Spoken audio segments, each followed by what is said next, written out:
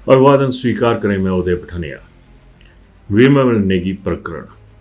विमल नेगी जी इस दुनिया से चले गए और पीछे क्या क्या छूट गया, ये आज का एक बहुत बड़ा सवाल है।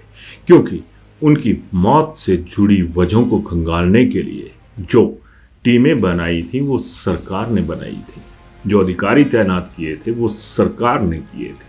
लेकिन अब इसी सरकार में क्या हो रहा है, ये आज हिमाचल की जनता में एक बहुत बड़ा सवाल बनकर उभर चुका है।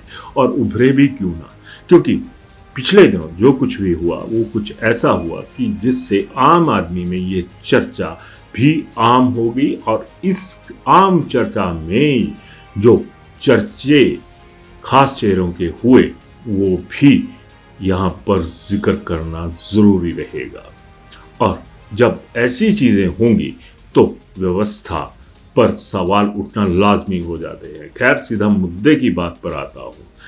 जब विमल नेगी जी की जो मौत थी उसके जांच को खंगालने का दौर शुरू हुआ तो सरकार ने तत्कालीन डीजीपी साहब उन्हें छुट्टी पर भेजने के लिए कहा, एसपी शिमला को छुट्टी पे भेज दिया और जो एसीएस ओंकार शर्मा जी हैं उन्हें ये कहा गया कि आप भी लाइन में रहिए। और वो लाइन जब काटी गई तो ओंकार शर्मा के जो पंख थे, जिनकी फड़फड़ाहट कहें या सरसराहट कहें, वो बखूबी पूरी हिमाचल की जो जनता है वो सुनती थी, महसूस करती थी, क्योंकि उनके पास महकमे ही इतने आला थे।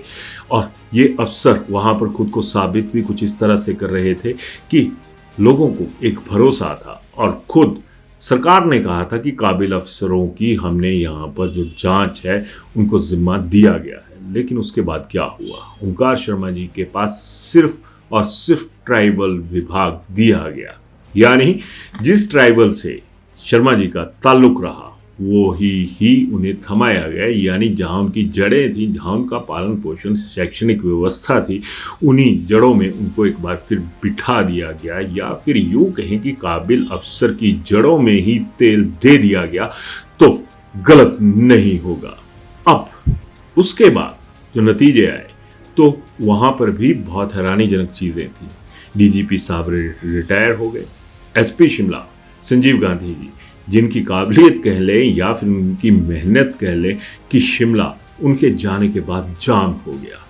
और ये कहना भी गलत नहीं होगा, पिछले कुछ दिनों में शिमला में ही था तो वहाँ पर एक इंसान जो जाम में फंसे हुए थे, उन्होंने कहा कि आज अगर पूरा राष्ट्र बापू गांधी को याद करता है तो यहाँ पर चाचू गांधी की याद आ रही है, क्योंकि संजीव गांधी के वक्त में ट्रैफिक के इतने बुरे हाल नहीं हुआ करते थे जितने इन अब्सेंस ऑफ संजीव गांधी हो गए।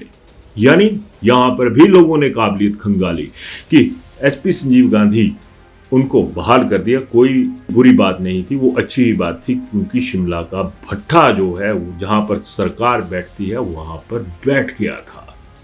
लेकिन जब बात अब ओंकार शर्मा की आ रही है तो हालात वही बन जा रहे हैं जैसे एक हमारे सिख धर्म में एक ओंकार की बात होती है, तो यहाँ पर जो समाज है उसमें इन्हीं ओंकार की बात हो रही है।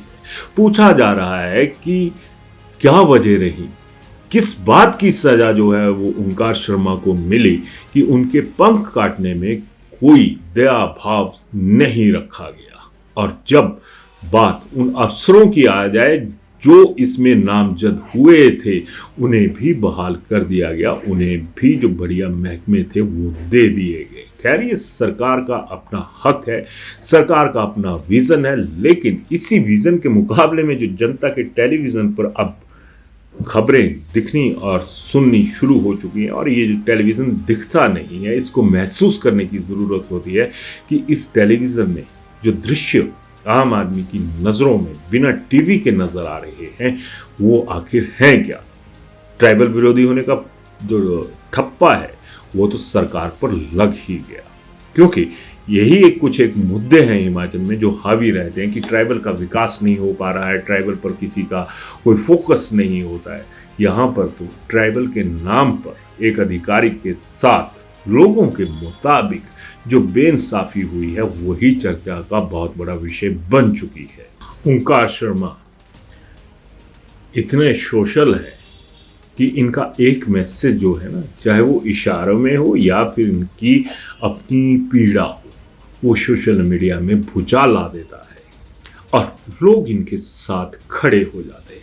मेरा एक सवाल रहेगा तमाम दलों के नेताओं के साथ, क्या आपके साथ भी कोई ऐसे खड़ा होता है समाज का लोग? और अगर खड़े होते हैं तो फिर क्या इतना प्यार, इतना प्रेम आप लोगों के लिए होता है? मेरी सरकारों के साथ भी एक गुजारिश रहेगी कि बहुत सारे विभाग आप बना लेते हैं, एक सोशल मीडिया का विभाग भी बना लीजिए और उस विभाग को किसी मंत्री को थमा दीजिए। कम से कम वो लोगों की नब्ज को तो वहां पर देख सकेगा कि लोग कह क्या रहे हैं, लोग सोच क्या रहे हैं। अपनी सोच कोई भी सरकार है वो मीडिया के जरिए सामने रख देती है, लेकिन समाज की सोच को कौन सामने रखेगा? समाज में जो हो रहा है, समाज को जो पीड़ाएं हो रही हैं, उनका जिक्र, उनका फिक्र कौन करेगा? खैर, ओंकार शर्मा को इस बात की तो बधाई देनी चाहिए कि कम से कम उनके साथ सरकारें खड़ी हों ना खड़ी हों, लेकिन आम आदमी, गरीब आदमी, युवा जो हैं वो भी, तमाम लोग उनके साथ खड़े नहीं है। तो सिर्फ सरकारी रवैया। अब रवैये पर आपकी क्या राय है, जरूर बताइएगा। धन्यवाद।